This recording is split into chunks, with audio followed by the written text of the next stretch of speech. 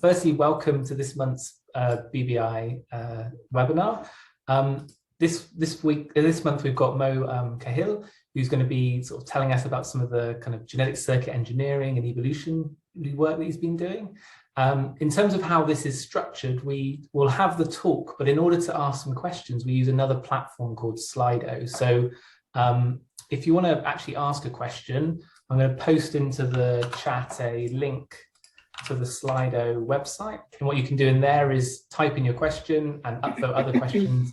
And what we'll do is I'm joined by Professor Dr Woolfson today, who's going to be helping me field those questions to Mo at the end of his talk. So that'll hopefully go smoothly, but we'll see what happens. It's sometimes a bit of a juggling act with lots of windows open and people asking lots of questions. So I'm not going to say any more other than just to introduce Mo himself. So Mo Khalil is a Dorf Erdner Distinguished Associate Professor of Biomedical Engineering at the University of Boston. Sort of prior to that, he originally did a PhD actually in mechanical engineering at MIT, and then went to work with Jim Collins as an HHMI postdoctoral fellow, and then took up a faculty position at the University of Boston. And he's been really instrumental in kind of building a lot of the synthetic biology research that goes on there, and is a founding associate director of the Biological Design Center. He also has positions as a visiting scholar at the Weiss Institute at Harvard University, and also as a co-director of one of the major PhD training programs in synthetic biology in the US, which is nice to know as well. I'm not going to go through all the awards that he's won. There's lots of them, but a few just to kind of whet your taste buds. He has a Presidential Early Career Award for Scientists and Engineers. He has the NIH New Innovator Award and the NSF Career Award, plus many, many more. And for those of you that don't know about Mo's research, he's really interested in trying to kind of uncover some of the basic, what I would say, design principles for how gene regulatory circuits work. And he does that using kind of synthetic biology techniques. He's been using evolution more recently, which is exciting, and also mathematical modeling. And all of those things combined allows him to use kind of rational and evolutionary approaches to sort of answering some of those questions, which I think is really pertinent for some of the sort of translational questions we have now in terms of, can we do some of these things in a rational way and effectively engineer biological systems? So I'm not going to say anymore. I'm going to hand over to Mo now to tell us about cellular innovation by rational design and evolution. Thank you, Tom. Really appreciate that introduction. Let me just try the sharing here.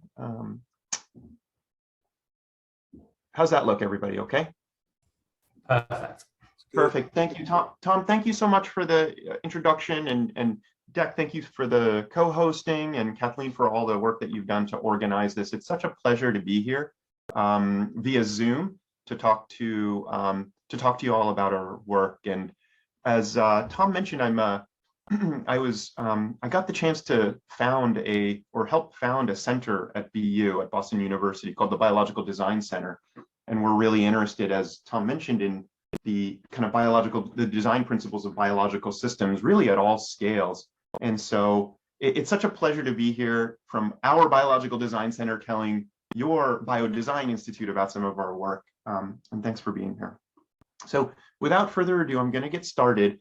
The objective for today's talk is to tell you one kind of fuller story, and I'll kind of lead with that, where I'll get into sort of a little more detail about what we've done and some of our results. And at the end of the talk, I'll kind of share some highlights of some of the other things that we're doing, just to give you a survey of what my lab is engaged in. And at that point, I've given Tom the permission to cut me off at any point, just to leave room for questions and discussion at the end. Okay, so as Tom actually very nicely summarized, we're really interested in the regulatory circuits that control gene regulation. Since the discovery of gene regulation, nearly 50 or 60 years ago by, seminal work by Jacob and Monod, we've come to appreciate, of course, that this process is controlled by, now we believe sort of these complex circuits of interacting molecules. And these circuits, as you well know, can have logical and operational features that resemble those of a computer or found in a computer. These circuits are absolutely essential. They allow cells to integrate and process signals and use that to establish and even remember gene expression states that are very important in many behaviors and phenotypes. And as Tom mentioned, very broadly speaking, we're interested in the fundamental, design principles of these circuits, their design logic, if you will. Why are we interested in gene regulation in particular? Let me just kind of summarize that in one slide. This is what I find so fascinating about these types of circuits in particular. On the one hand, these circuits generate extraordinary levels of phenotypic variation and innovation. Transcription circuits in particular in eukaryotes are extremely rapidly rewired and reconfigured to produce new phenotypes.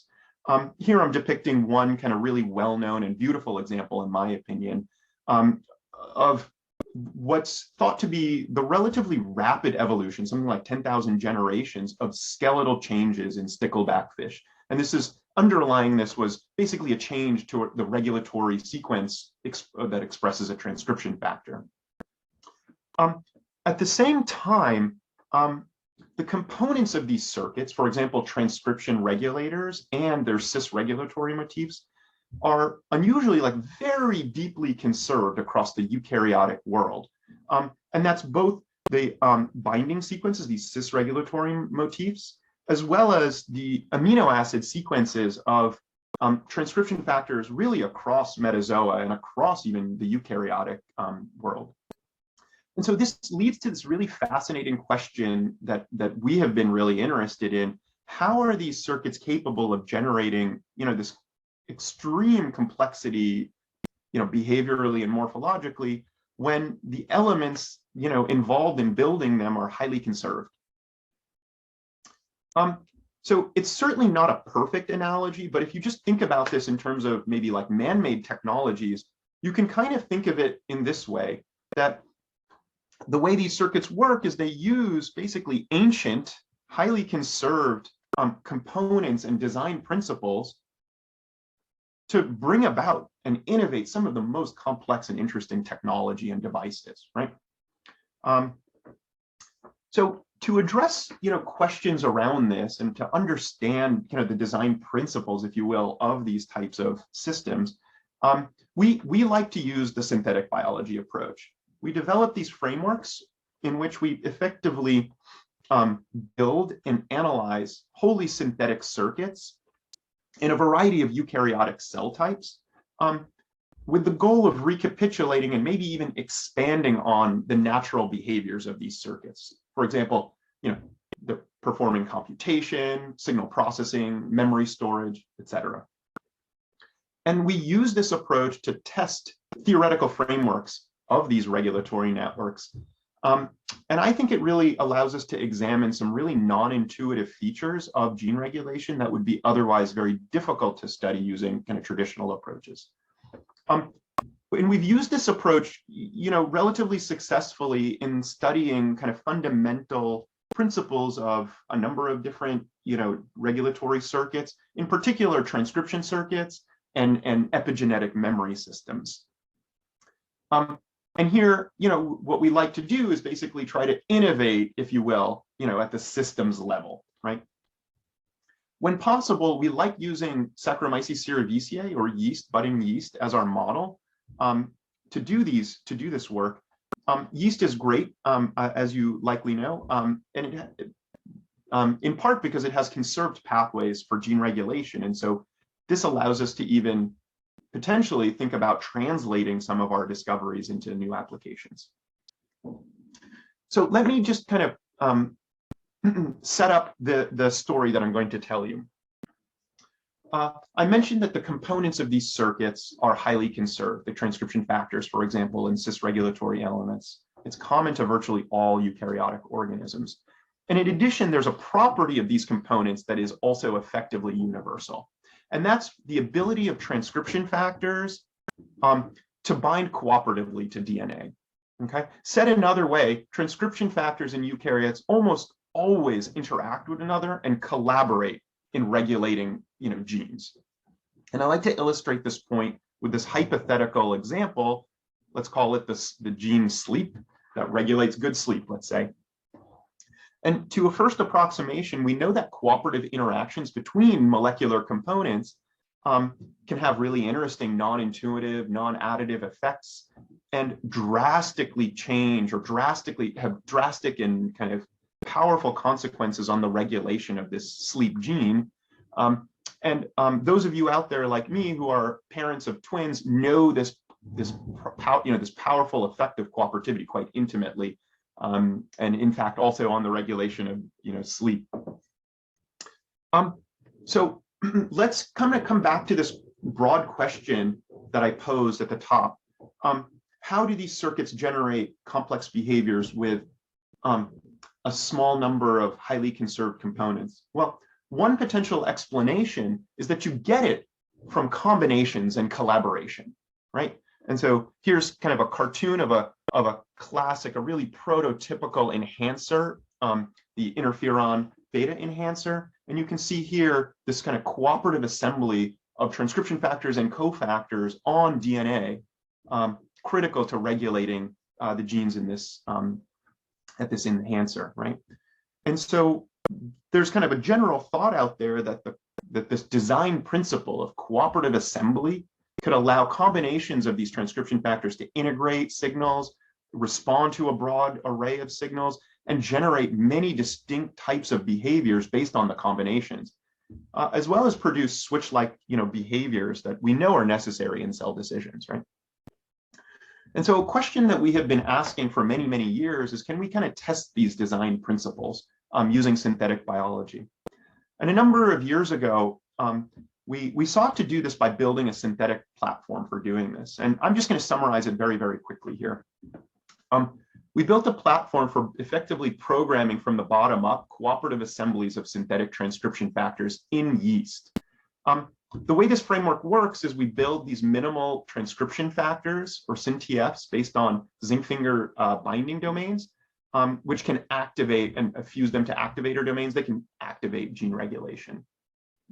Cooperative interactions between these transcription factors are implemented or mediated by this synthetic clamp protein, which makes protein-protein interactions with these C-terminal ligands. So all you really need to know about this is that we have full control over this assembly, and in particular over the biophysical and biochemical parameters controlling these, this assembly. And so we can effectively, design, user design these complex configurations. Using this framework, we in a prior published paper, we use this to build synthetic circuits with kind of tunable cooperativity. And we showed that this principle of cooperative assembly was really a central and key mechanism for generating a whole bunch of diverse and complex signal processing behaviors, including circuits that allow cells to convert analog signals to digital, like very sort of steep-like responses, allowing cells to precisely respond to combinations of signals, and even circuits that can filter and discriminate signals in the time domain. So we think this work was, we think this work is interesting and important for synthetic biology by establishing kind of a new, effectively a new way of building circuits through kind of these user-defined, degrees of cooperativity. So with that background, what I'd like to do is tell you about a new story that's emerging in the lab involving transcription factor cooperativity in another aspect of gene regulation, okay? So far I've been depicting, and you'll see in the literature, depictions of circuits kind of like this, these kind of simplified depictions. And something that is, of course, taken for granted when we draw circuit diagrams like this is that these networks are made up of connections, right? Regulatory linkages between components. And in transcription circuits, these connections are mediated by the binding of a transcription factor or transcription regulator to a cis-regulatory element on DNA at a promoter or enhancer. As we know, the proper cellular function really depends intimately on the fidelity of these interactions, the genome-wide fidelity of the interactions. Transcription regulators really have to recognize these cis-regulatory motifs with high specificity while avoiding off-target interactions that can result in misregulation. And you likely know that disruptions to that fidelity due to, for example, altered specificity or expression levels of transcription factors can lead to loss of cellular fitness, or in the case of multicellular organisms, into sort of abnormal development or even oncogenesis, like in this example of elevated c-Myc in cancer. When you look across phylogeny, and in particular the prokaryotic world versus the eukaryotic world, you notice something very interesting, and that's that network connections, transcription network connections, are facilitated in very, very different ways. In particular, in prokaryotes, these network connections are mediated by transcription factors that recognize motifs that are large footprints and with high affinity in general, effectively uniquely addressing sites in the genome. In contrast, in eukaryotes, despite having larger genome sizes, transcription factors recognize, I'll just kind of very broadly summarize, is they bind to really short, highly degenerate motifs that are far too short to be specific in the genome. Okay, trying to bring up my pointer here, but oh, here we go. I think this is really beautifully depicted in this bioinformatic analysis done by Leonid Murney and Ziba Wunderlich many years ago. And here what I'm plotting, or what they're plotting, is the information content of transcription factors in bacteria versus eukaryotic organisms. And what you can see very easily here, oh, and then in salmon here, I guess this pink color is the information necessary to specify a unique site in their genome.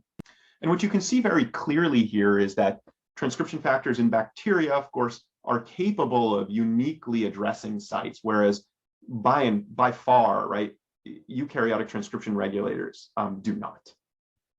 And so this poses this really interesting question to me.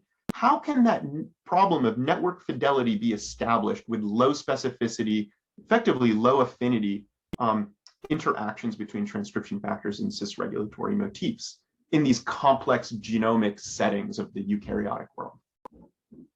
And of course, you already sort of have probably guessed at the answer. One explanation is that these connections are established through cooperative assembly, right? That by releasing the requirement of a single and instead enforcing it through weak multivalent interactions, this is a way to establish network fidelity while also allowing for transcription factors to bind elsewhere. So in synthetic biology, we need to think about this. As you know, right, introducing gene circuits into hosts can impose a fitness cost on the host organism, and that's through mechanisms such as metabolic or resource burden, expression of toxic protein products. Tom has studied this to great extent and in really beautiful work. And that loss of fitness can have, a detrimental effect on the stability of the genetic circuit over time, right? So I would like to propose that, like natural networks, synthetic circuits, of course, rely on the fidelity of network connections. And I propose that the disruption of network fidelity represents another potential source of instability. And that crosstalk, for example, between synthetic components in a transcription network can have deleterious effects on fitness. So this possibility motivated us recently to examine this in more detail, and to examine in particular the fitness costs associated with these zinc finger-based synthetic transcription factors that my lab had previously built. So we developed a way to very quantitatively and precisely measure, fitness in yeast, and we constructed a simple kind of inducible circuit that I'm showing you right here, where a drug leads to expression of the transcription factor, which can then go and regulate a downstream node or reporter gene. And I think what you can see very clearly here in this data is that following induction of the circuit, we get as predictable circuit expression or activation of the reporter, and then this interesting effect where you see sort of loss of cellular fitness upon induction. And as I sort of said before, the hypothesis here is that these SynTFs may be engaging in regulatory crosstalk with the native, machinery or a native network in yeast cells, and that could be a source of this. To gain some intuition for this, we turned to some mathematical modeling, and in this case, a very simple type of model framework. These are these thermodynamic models of gene regulation, where effectively you can model and you can compute transcription based on the biophysical parameters associated with transcription factor binding. And so effectively the strength of interaction and the concentration of these components leads to calculation of the transcriptional output. Okay, and so in this model, again, very, very simplistic, we just consider basically a transcription factor that can bind and regulate a target locus, a synthetic locus, and and then it could also bind and target, let's call them off-target genomic, loci. And what we did was using this model, just computed the difference between transcription here and here for different parameter values of, how cooperative these transcription factors are and the affinity. So from, high affinity to low affinity. And I think what you can see very clearly here as you move through this space of increasing cooperativity and lowering the affinity of the transcription factor is this nice kind of discriminatory power, this ability to sort of target the synthetic locus and effectively not lead to gene expression in off-target locations. So we hypothesized based on that and from our other work that cooperative regulatory schemes such as the ones I showed before may enable us to program specific connections in gene circuits in the context of the eukaryotic genome. Okay, so now we want to test this experimentally. We turned, to our framework, and here's just another depiction of the framework that I showed you before, where again we are expressing these zinc finger-based transcription factors made up of 3 zinc finger domains. And then cooperativity between these is mediated by this synthetic clamp or scaffold protein that can effectively organize different combinations of these transcription factors. We have full control over the affinity of the transcription factor to the DNA by making a number of targeted mutations that will just lower the affinity systematically. Okay. So given that toolkit, here's what we did. We then built circuits with different, effectively cooperativity strategies or cooperativity levels, and we assessed the activity of the circuit and the fitness.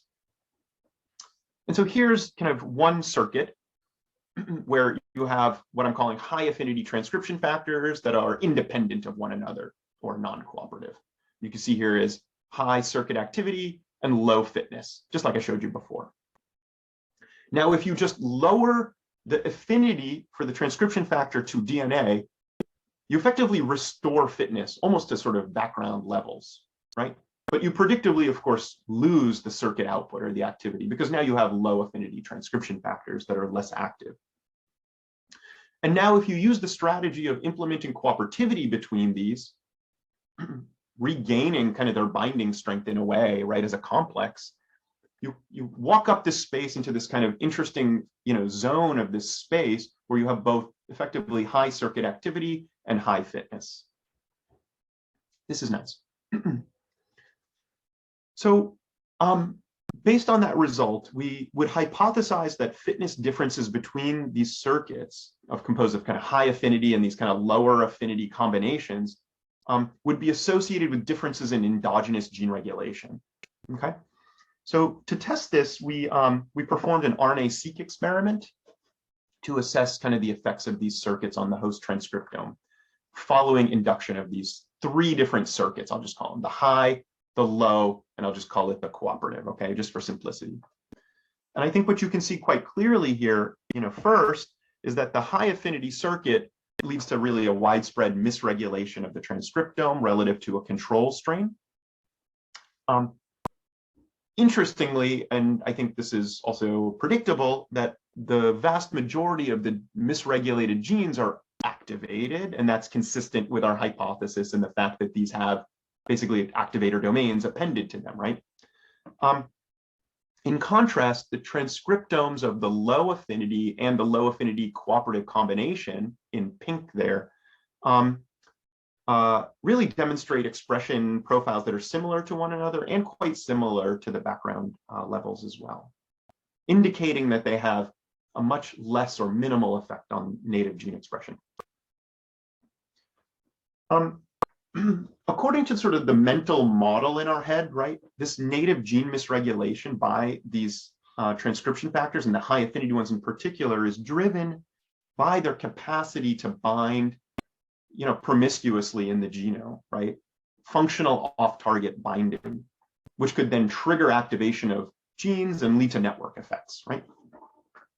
So to test this, we performed a ChIP-seq experiment to look genome-wide at binding enrichment of these transcription factors.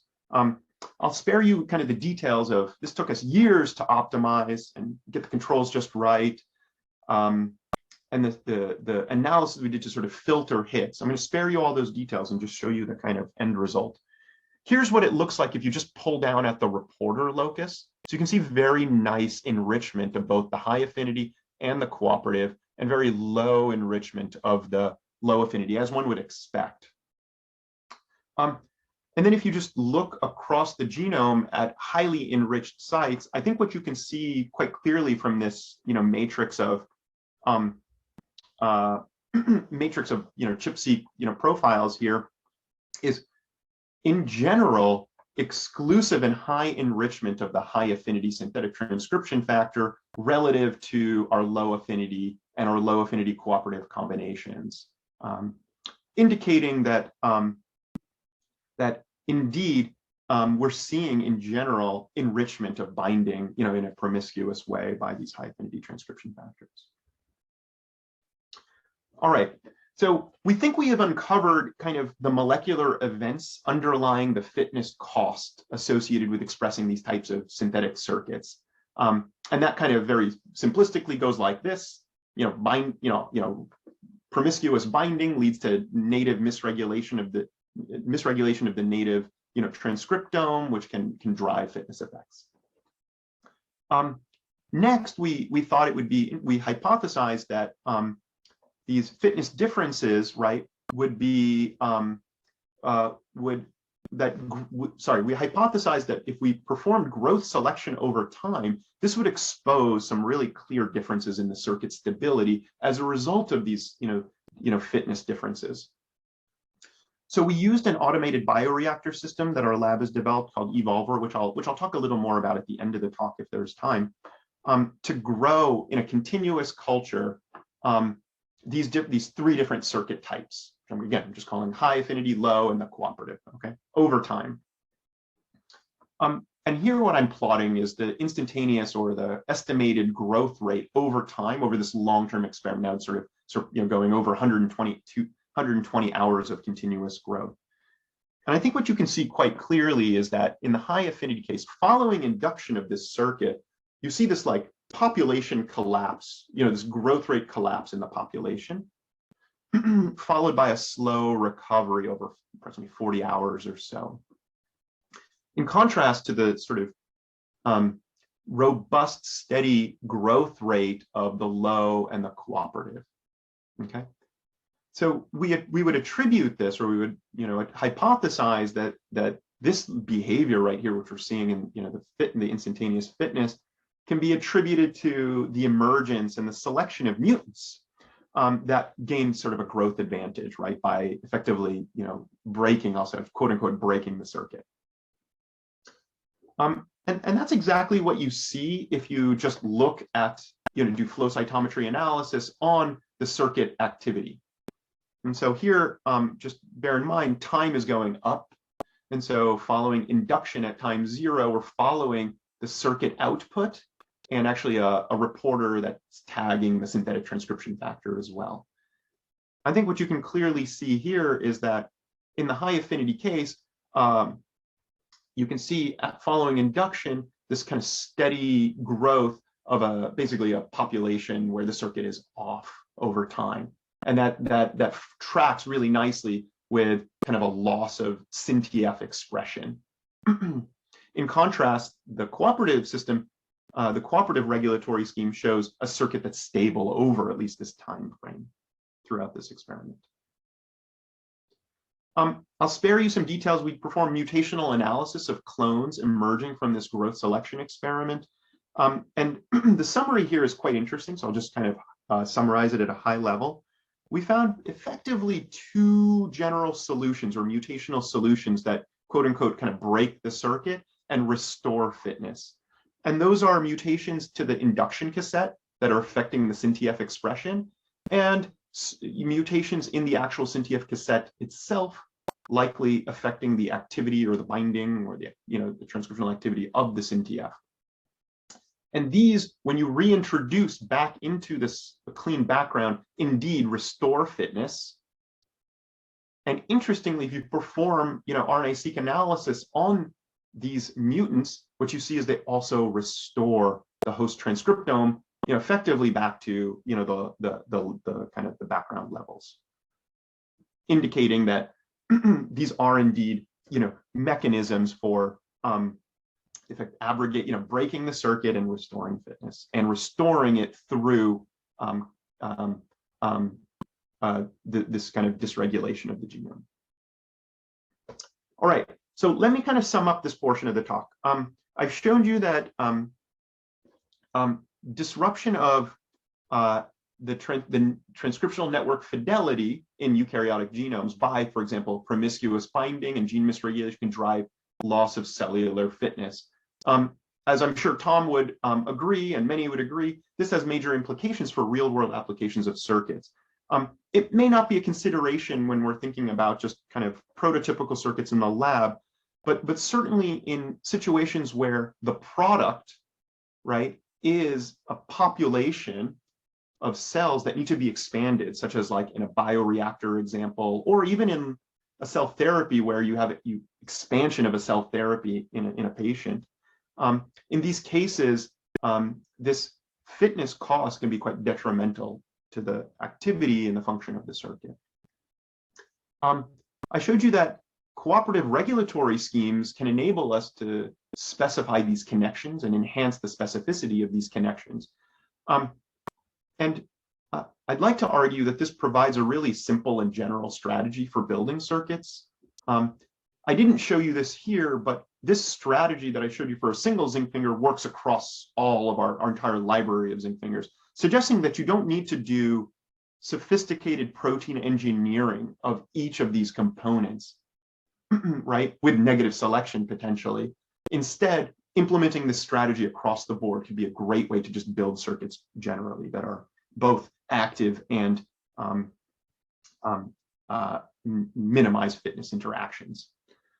And I'd like to argue that implementing cooperativity can effectively insulate these synthetic circuits, right, to maintain their stability against evolutionary pressures. Okay. Great.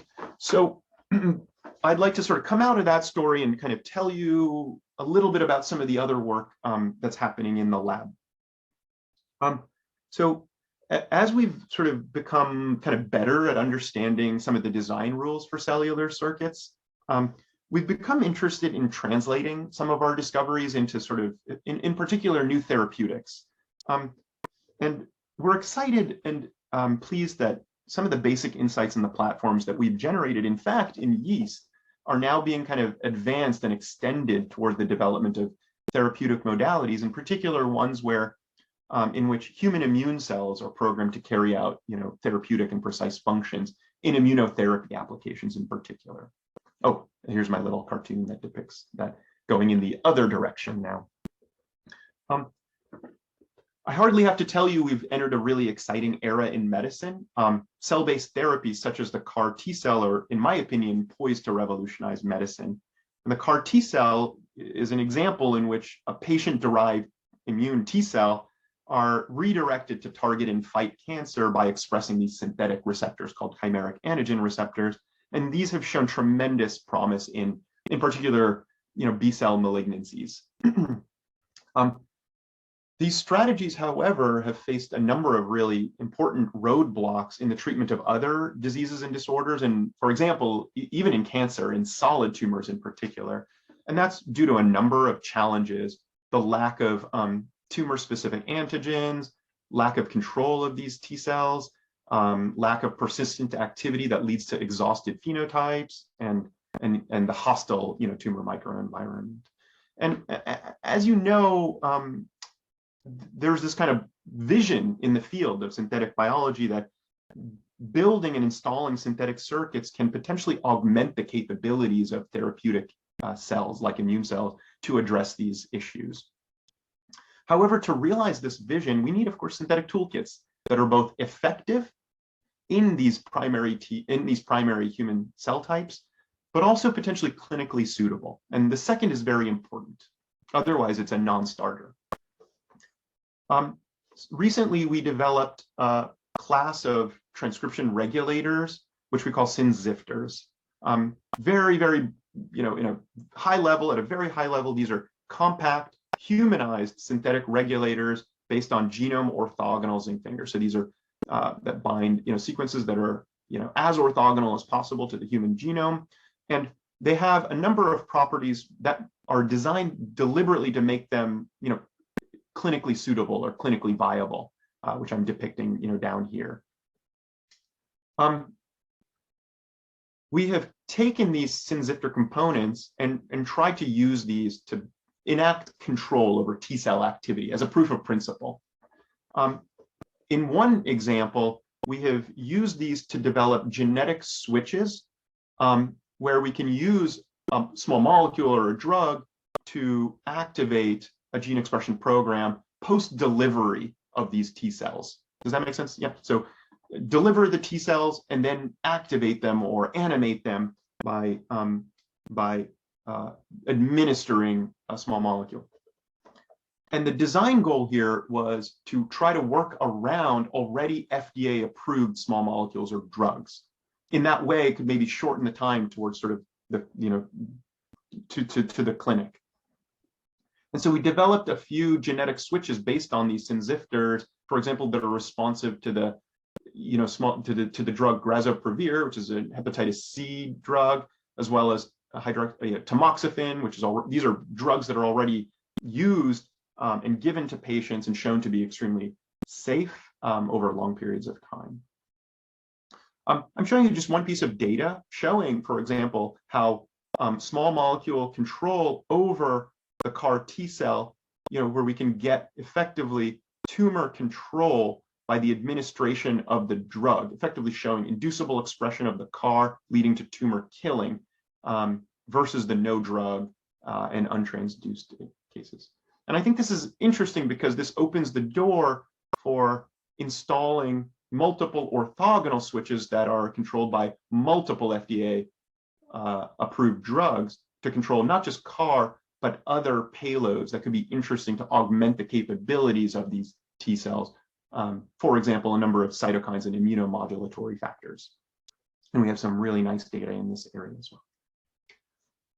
We've also, in conjunction with Cole Roybal's lab at UCSF, who is one of the inventors of the synthetic notch or syn-notch receptor platform, used our synzifters in the context of a next generation of syn-notches, which his lab calls snipers, to basically build synthetic receptors that can be installed onto T cells to do, interesting sense and response, where they can recognize user-defined antigens or ligands and lead to the expression of these humanized transcription factors. So here we have basically a fully compact and humanized receptor, unlike the original syn-notch, that could be used for therapeutic applications. And this paper is actually just accepted recently. Okay.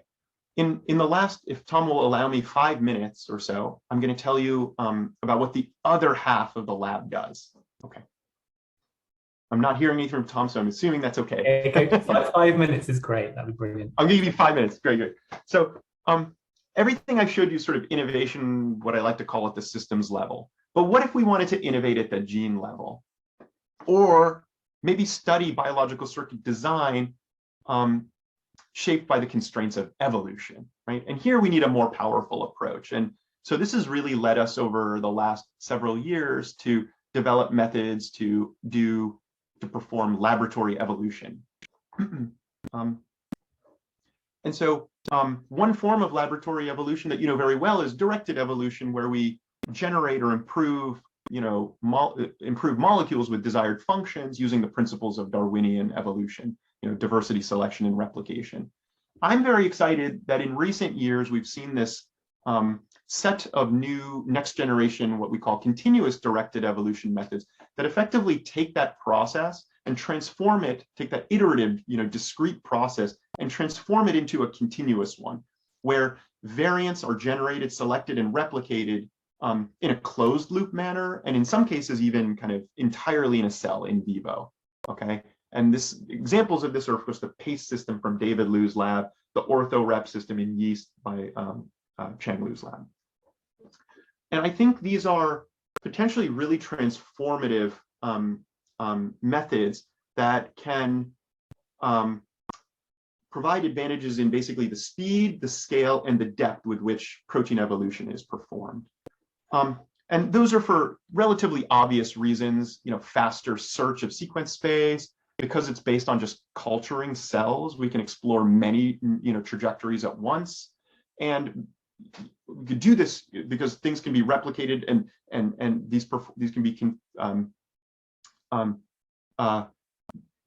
because these experiments can be done in closed loop and rapid fashion. This can be used to really deeply search sequence space to reach ambitious functions.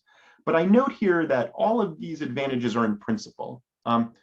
And I like to argue that to practically realize these, what you need also is control, okay?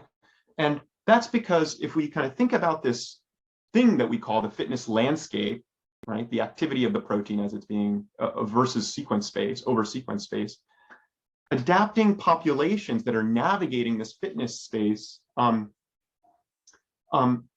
we're effectively navigating a really rugged landscape, and one that's actually a priori, not known. It's filled with suboptimal traps and neutral regions. And sort of to really reach these distant desired phenotypes, what's necessary is a method where you can, do functional selection and tune that functional selection over the course of the experiment to guide your populations to these distant phenotypes, all right, and cross fitness valleys and things like that. So as Tom mentioned, we've been developing technologies, and here's kind of the preeminent one that we've developed. It's called Evolver to address this gap. Evolver is a continuous culture platform. It's open source, it's automated, it's built entirely in the lab. And the idea is basically that we can culture hundreds of microbial populations in individually controlled conditions over long timescales that are necessary, for example, for lab evolution.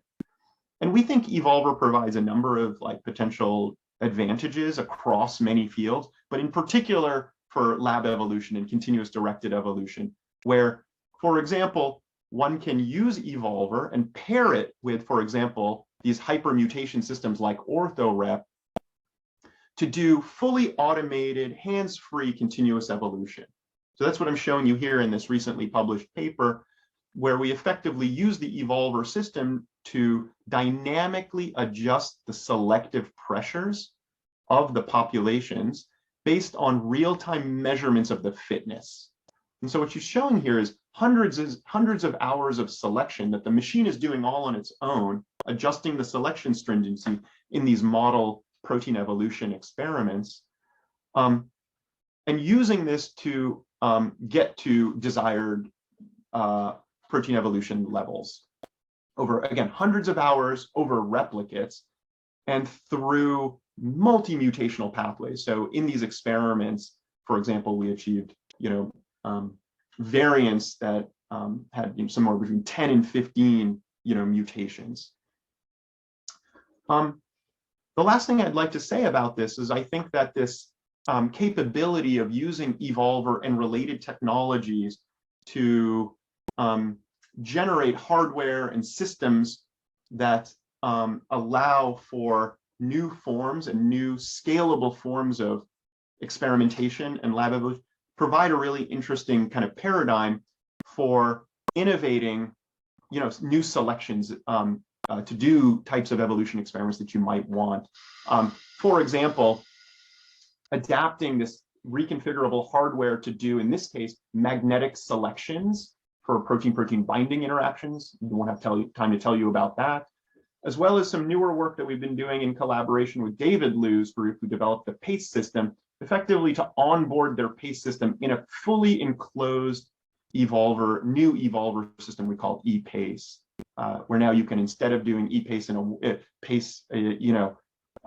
in a warm room and only across a couple conditions, now you can do it in scalable form on the benchtop. And so this is my last little point here, that I like, that I think this ability to sort of innovate the hardware around experimental goals, I think could be quite useful in future applications of performing evolution to design biology.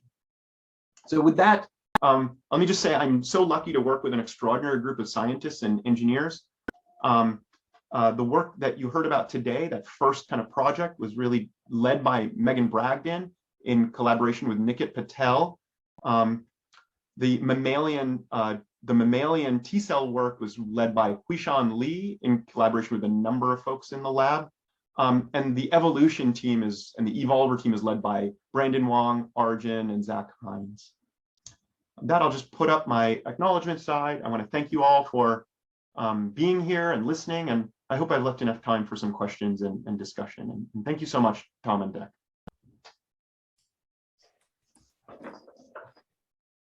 That was brilliant, Mo.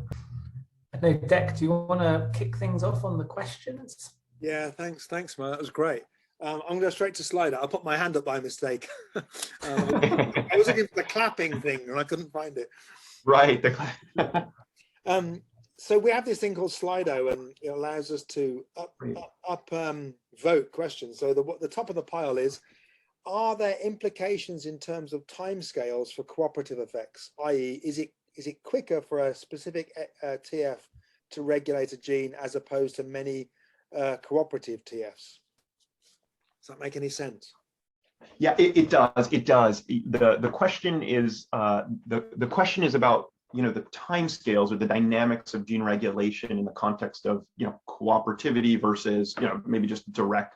And it's a good question. We explored this to some degree in the 2019 paper. So for the person asking that question, definitely check out that paper, because we built a number of circuits and we actually studied these in kind of time-lapse microfluidic experiments where we can study and actually try to tune the dynamics of activation. And certainly the question is a good one. And in general, right, because these are kind of cooperative effects where you're effectively sort of waiting for the buildup of the transcription factor until you get to some critical concentration, at which point you get like a switch-like, or so you get, assembly of these things that can, for advantages or for disadvantages, for good reasons or bad reasons, delay the expression of your downstream node, right? And you can use that to great effect in some ways, right, to program some really interesting dynamic behaviors. And so certainly that if you just use kind of a regular transcription factor, you'll start to see, as the transcription factor is built up, activation. So yeah, there's some interesting relationships between the thermodynamics of cooperativity and the time scales that we studied to some degree, but of course there's tons of work there that needs to be done. Thank you. Tom, do you want me to carry on, or do you want to jump in? I can quickly ask one. So this is a question I actually really like. What do you think the synthetic biology lab of the future might look like? So we've seen there's a lot of this mechanical engineering coming into the lab, which I think is super cool. But yeah. So what is it like, if I go in 10 years time, what would a synthetic biology lab be, or what would it look, what sort of capabilities would it have? Wow, that's a great question. Not one I've gotten in these talks, but I'll do my best. If you go into my lab right now, which is not the synthetic biology lab of the future quite yet, but each bench, we have, of course, researchers, but half of each of the sort of bays or benches are some sort of prototype evolver. and I want to sort of emphasize this. Evolver is not just a single piece of hardware that allows for cells to be grown. We think of it as a framework. It's a standardized framework where there's a piece of hardware that allows you to then do kind of reconfigure aspects of it to sort of perform certain types of operations on cells, right? And so if you walk through the lab right now, there are kind of standard, first generation evolvers where people are just kind of using those and coupling those to, for example, flow cytometers or sequencing outputs, that sort of thing. And then there's people who are kind of completely sort of rebuilding evolvers to do different things. For example, this kind of washing step experiments that you saw in that movie. I didn't have time to go over that, but effectively what we're doing is, max magnetic selections, but in a scalable way. And those are coupled with the continuous culture. And I feel like those can all be sort of, done in a closed loop fashion. In another bench, we have someone working on an evolver system to do fully anaerobic culture control, right? For gut microbes and things like that.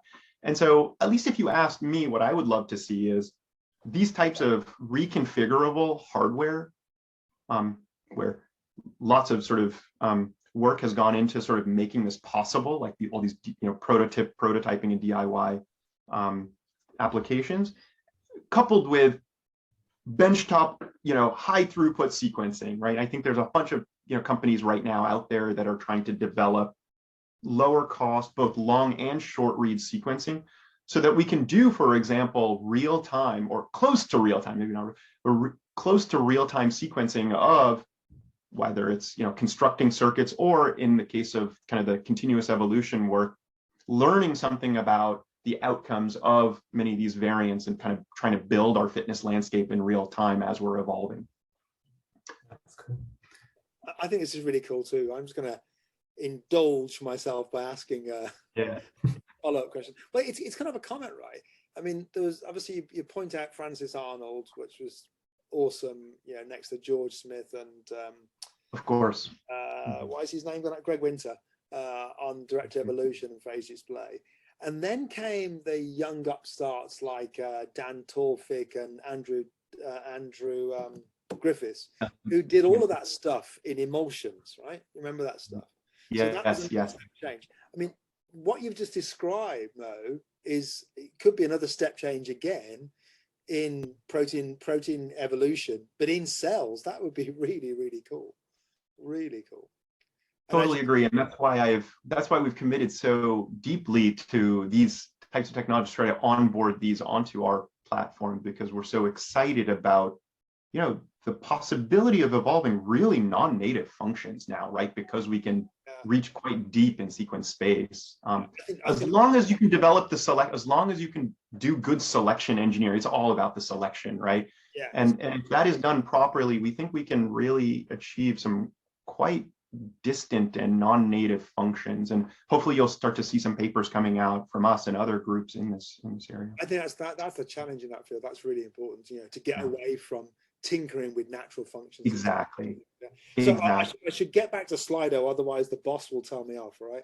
So I think we're on about the third question, because I think one's just skipped. No, maybe the second question here. A lot happens after a gene is expressed, e.g. self-assembly, that are not part of gene regulation. Is a more integrated philosophy needed to enable full rational design? Yeah, I think so. I have a very specific worldview, and that is a focus on transcription factors and chromatin and that sort of thing. And that's because of my upbringing and the things that I find interesting. Without a doubt, right? And I focused a lot of our studies and on that. But without a doubt, we're completely obscuring and neglecting all the other aspects of how a gene becomes a protein, and then how a protein kind of leads to some interesting dynamic behavior of the cell. Do you need an integrator? Yes, no, undoubtedly. We just think there's so much still unresolved and so many interesting questions, even at the level of these kind of simple transcription based circuits, that to me, exploring through this kind of bottom-up approach is really rich. And so we're focused on that right now. We collaborate quite a bit with folks kind of thinking about the others, but certainly in the case of like how these transcription factors, when expressed, can lead to, for example, loss of cellular fitness. Tom and others have studied this to a great extent in bacteria, and shown many other mechanisms by which expression of synthetic circuits leads to some burden or some. And is that happening ourselves? Undoubtedly, right? I'm sure there are other cases. We have just kind of zoomed in and focused on the questions that we're asking right now. But I think if you want to understand this at a broader level, we have to have an integrated approach. Yeah. All right, thanks. Tom, do you want to? Yeah, I've got one here around kind of, this also links to my interest as well. So are there kind of evolutionary implications also for using highly, like a lot of cooperation between transcription factors in terms of obviously mutations to one of them would have a broader effect then? And I love that question. These sorts of weird things. I don't know, like, what are your views on that? Okay, I love this question, and I'm going to kind of use it to answer it in the way that there's this kind of broad idea in the evolutionary molecular biology area, right? Which is that, okay, basically cooperativity between transcription factors and eukaryotes is universal. It's kind of one of the biophysical tenets out there. And so that's compelled folks like Sandy Johnson at UCSF and many others who do comparative genomics of transcription networks across, for example, fungal species, to propose these hypotheses that cooperativity between transcription factors is a facilitator of network evolution and rewiring of networks, right? And you can just imagine how that might be. You can effectively rewire the networks by accumulating mutations to this cooperative system where the energy of the system, which is shared among all these interactions, is effectively stable, right? And so the idea being that you can start to accumulate these mutations and over time replace one with another, right? That type of an idea. I'm not kind of doing it great justice right now, but I think these ideas are really interesting, and I think they're ripe for experimental study using, some of the frameworks that I described to you, which is like, now I have minimal synthetic circuits. I can precisely define the cooperativity, the biochemical, the biophysical properties of it, and I can subject it to selection pressures in evolver and laboratory evolution experiments to study, at least in a short-term laboratory evolution context, whether these hypotheses are indeed correct, that cooperativity might be, for example, one of the key facilitators of network fluidity, right? So I'm very interested in those questions. I have no data right now to share with you along those lines, but yeah. Next time. next time. Yeah. Tom, what do you want to do at this stage? Because we're just past 4. Yeah. So we've got a bunch more questions here. So I'm happy to stay on. I know, Dec, you I'm also happy to stay. Dash off. If you're okay, Mo, as well, it'd be brilliant. I'm happy to stay. Yeah. That would be great. So if anyone needs to leave, that's absolutely fine as well. But yeah, thank you. I can ask one more. Because there's a couple of things there that are of interest to me as well, just selfishly. But I'm going to drop off that because I've just found out that my student is talking second in this. No! Yes, you got to go support him. He'll be starting in 10 minutes, and I've got to hightail it across the university. So there are related questions here. So increasing cooperativity in biomolecular systems should lead to sharper on-off transitions and switches. Is this true? And can you show some experimental data? And I guess what he's referring to is you showed lots of nice sigmoidal curves and some broader ones, but show us some data. Yeah, 100%. Yeah. Yeah. Yes, I focused on other things, but yes. So in both the 2019 paper as well as this paper that we're putting together, you will see very clearly as you increase, absolutely. So 100%. We actually showed it both in vitro and in vivo. And the thermodynamic model suggests that there is, kind of very broadly speaking, if you lower DNA affinity and you increase the number of multimers, that you will achieve basically a larger change in free energy that leads to this kind of cooperate, like really kind of switch-like response.